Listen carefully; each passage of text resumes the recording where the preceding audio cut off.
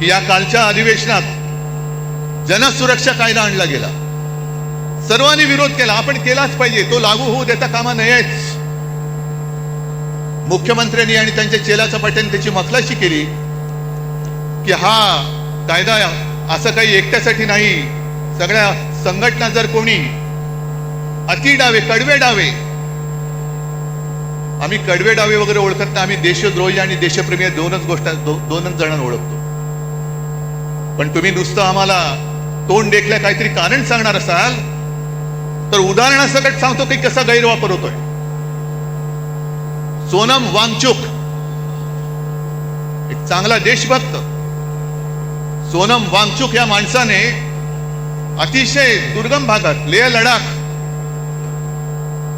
जिकडे कडाक्याची थंडी, नुसती कडाक्याची नाही, हाडं मोडतील अशी थंडी असते, त्या थंडीमध्ये आपले जवान नीटनेटके राहावे, त्यांना काहीतरी उबदार एक आडोसा मिळावा म्हणून सोलार टेक्नॉलॉजीवरती त्यांना छावण्या बांधून दिल्या. ती टेक्नॉलॉजी त्यांनी दिली.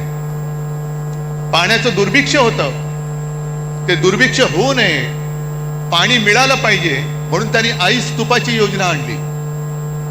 काल परवापर्यंत जे मोदींची स्तुती करत होते, पण त्यांनी आंदोलन सुरू केलं का? न्याय हक्कासाठी. लेह लडाखला न्याय हक्क मिळालाच पाहिजे. न्याय हक्क ही लोकशाहीतली मूलभूत गरज आहे आणि न्याय हक्कासाठी त्यांनी लढाई करत होते, करतायत. उपोषण चालू ठेवलं होतं पण सरकार ढुंकून बघायला तयार नाही. मग पेटले सगळे, काय त्याला आता जेनजी जसं नेपाळमध्ये पेटले, लेह लडाखमध्ये रस्त्यावरती आले आणि मोदी बाबांनी त्यांना सरळ उचलून रासुकाखाली आत टाकून दिलं. जा, 1 वर्षाचा बाहेरच पडणार नाही. हा जनसुरक्षा कायदा, हम करे सो कायदा, तोच आपल्याला तोडून मोडून टाकायचा आहे. तोच तोडून मोडून टाकायचा आणि टाकलाच पाहिजे. कारण मोदींची स्तुती करत होते तोपर्यंत वांगचुक हे देशद्रोही नव्हते, पण त्यांच्यावरती आता आरोप ठेवले की तुम्ही पाकिस्तानमध्ये जाऊन आलात, एका शिष्टमंडळात ते पाकिस्तानला गेले होते म्हणून देशद्रोही म्हणून जर वांगचुक यांना अटक होणार असेल तर नवाज शरीफचा केक गपचूप जाऊन खाऊन येणाऱ्या मोदींना काय म्हणायचं, ह्या सुद्धा प्रश्नाचं उत्तर आम्हाला मिळालं पाहिजे.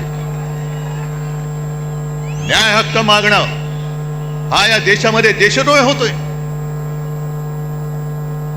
आणि म्हणून काही वेळेला असं वाटतं की या सगळ्या कमळाबाईंनी चिखल करून ठेवलाय. जो म्हणतोय ते तुम्हाला आता कळेल. एक एक गोष्टी मी तुम्हाला सांगितलं.